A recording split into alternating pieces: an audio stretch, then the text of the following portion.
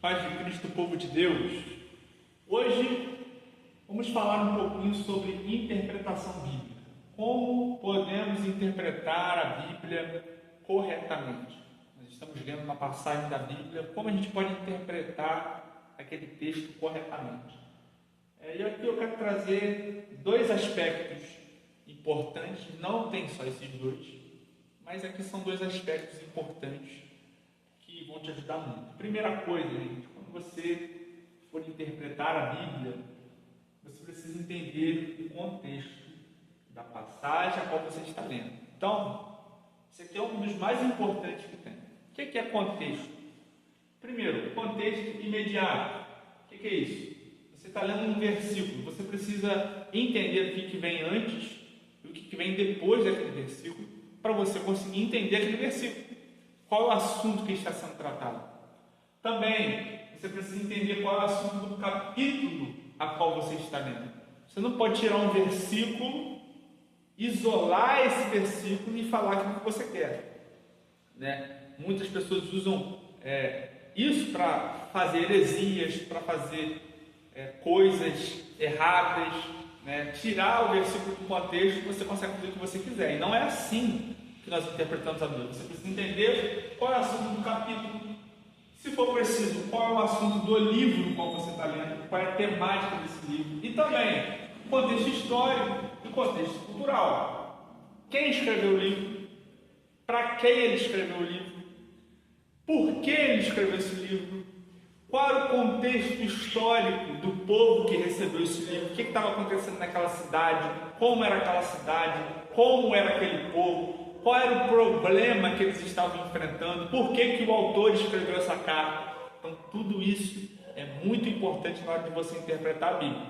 Quando você vai ler as cartas de Paulo, isso aqui é muito importante para você interpretar as cartas de Paulo. Por que Paulo escreveu a carta à igreja aos Gálatas? Por que Paulo escreveu uma carta à igreja aos Coríntios? Por que Paulo escreveu uma carta à igreja de Tessalônica? Isso tudo é muito importante na hora de interpretar aquela carta, porque você tendo essas informações, você consegue ter a interpretação mais correta, ok? E segunda dica aqui de como interpretar a Bíblia é interpretação literal, gente. Sempre que você puder, interprete literalmente. Sempre. E aí cabe o bom senso também do leitor bíblico.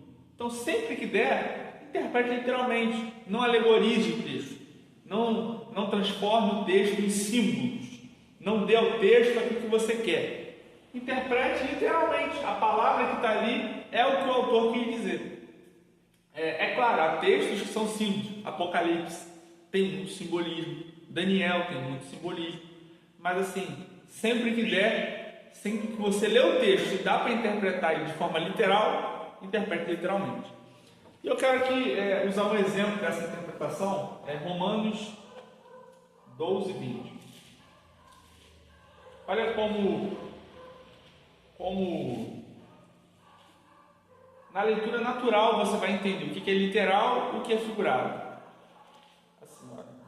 Romanos 12, 20. Portanto, se teu inimigo tiver fome, dá-lhe de comer. Isso é literal. Se o teu inimigo está com fome, tem que dar comida para ele. Se tiver sede, dá-lhe de beber. Isso é literal. Se o inimigo está com sede, dá água para ele. Fazendo isso, amontoarás brasas de fogo sobre sua cabeça. Isso é figurado. Isso não é literal.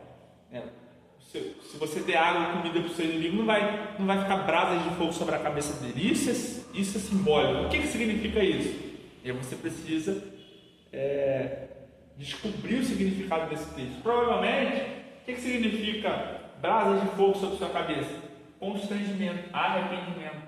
A pessoa que foi ajudada por você, ela vai se sentir constrangida, a consciência dela vai ser como se tivesse brasas pegando fogo, a consciência dela vai queimar, a consciência dela vai pesar. E também Paulo pode estar fazendo alusão ao que aconteceu no Egito. No Egito, quando uma pessoa ela estava arrependida, ela colocava brasas sobre a sua cabeça e andava publicamente.